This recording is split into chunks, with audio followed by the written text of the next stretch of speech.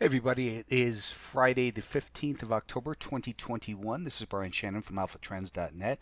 Hope you had a good week. The market certainly turned around and we saw solid gains across the board, except of course for the volatility index, which is supposed to go down. Problem is it usually goes down no matter what the market's doing, except during very extreme periods of volatility. Anyways, for the S&P 500, we got back above the volume weighted average price from the peak. That's this one right here, and right up to the 50-day moving average yesterday. And today we followed through on the upside. I'd like to see some pullback. The market doesn't care what I want. Let's talk about how we got here and what we can hopefully see moving forward. We'll start with this 15-minute chart.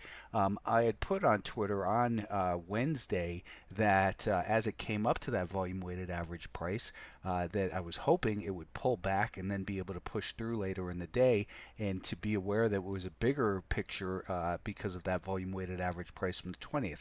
Anyways, what we ended up seeing is it did pull back from there and then refresh in the afternoon. Thursday it took off nicely, and there were a lot of good opportunities, good stock setups on Wednesday, including the one that I had put on Twitter, Bill, before the market opened. I had put on right here. So hopefully you took advantage of that. But the S&P 500 obviously gapped higher on Thursday and continued higher again today. Now what we'll be looking at moving forward, let's go back to the daily time frame again and just clean that up. So again, we have the volume weighted average price off of that peak, and now what we want to do is put a volume weighted average price at the beginning of this move, and that's probably best seen on a shorter term time frame. So we'll go with this 15-minute chart, and we can just color that something obnoxious so we can see it.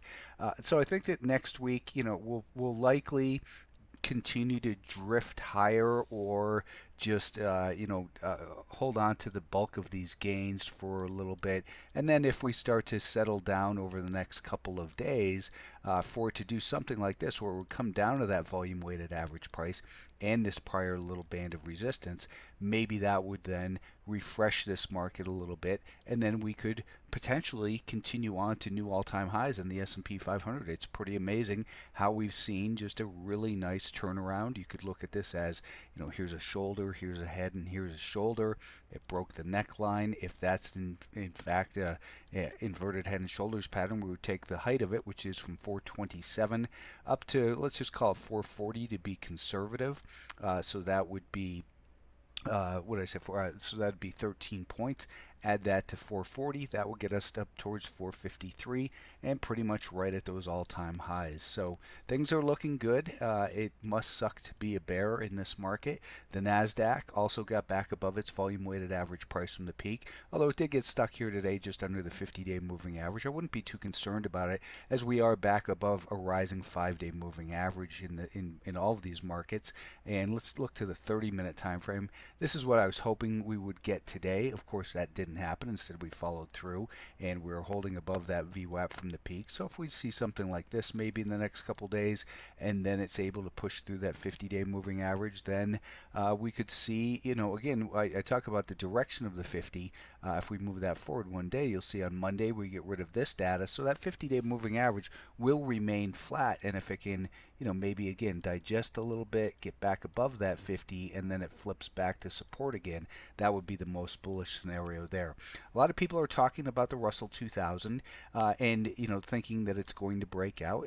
It did the first positive thing it's done in a while. It broke out of this little triangle here, and that's a good thing.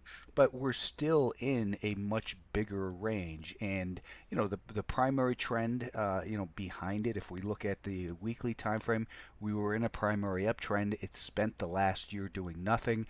Energy is certainly built here. It's not encouraging that it was down today, but it's a range-bound market. To get excited every time it rallies a percent or two doesn't make sense. Maybe it can continue to move higher. Let's take a look here and see what we have. So today we gapped up and then pretty much sold off throughout the day. And we're also below the 2-day volume weighted average price, which isn't what we want to see. Ideally, we can kind of hold up in this general area and rebuild next week. If it can do that, then perhaps the Russell 2000 can move up towards the top end of that range. And just getting up to the top end of the range will expend energy as well. So, a breakout from extended levels often doesn't leave you with a lot. It would be better for it to, ramp up there quickly, hold on up in that area, have a little flush, and then be able to push higher. But we'll continue to keep an eye on it. And semiconductors, this group obviously back above the volume weighted average price from the peak there. It's from this volume weighted average price where we're stuck, and that's where the 50-day moving average is as well. So perhaps a little bit of consolidation in the semiconductors that looks something like this over the next couple days, and then rebuild for a push higher. I think that would be the ideal scenario. That's really what I would like to see.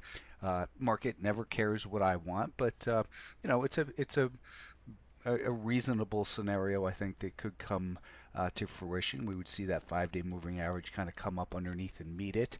The biotechs are still a very weak group. I mean, they got some bounce this week, but you can't really, people say, oh, hey, the biotechs broke out.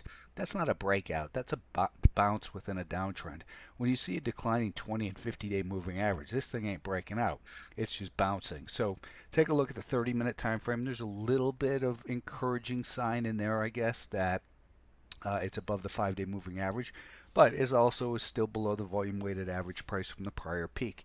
If they don't scare you out, they'll often wear you out. I don't think that there's any advantage to really paying a lot of attention to the biotechs next week. Financials breaking out to new all-time highs once again, so clear leadership there, and that is innocent till proven guilty. So is the energy group. The energy group did see a little bit of a pause at the breakout, but there's no aggressive selling coming in and pushing it back down. So impressive action in the energy, and it remains innocent till proven guilty. Look at how well it's been holding in that rising 5-day moving average.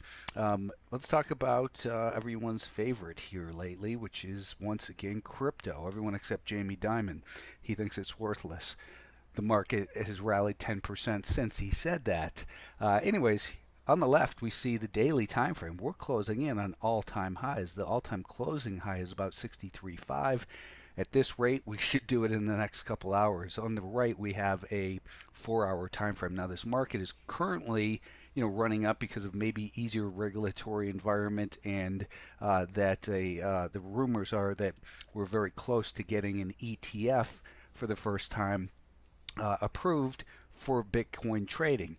A lot of times what we see is, we get the rumor that it's about to happen, and then as it is announced, people get all excited, they chase it for a little bit, but then the big money who is anticipating it sells it off, and then it's buy the rumor, sell the news. I'm not saying that's going to happen, but it wouldn't be a bad thing maybe to lighten up a little bit if you're a trader, into strength, especially if it hits a new all-time high, and then look to stick in some bids lower.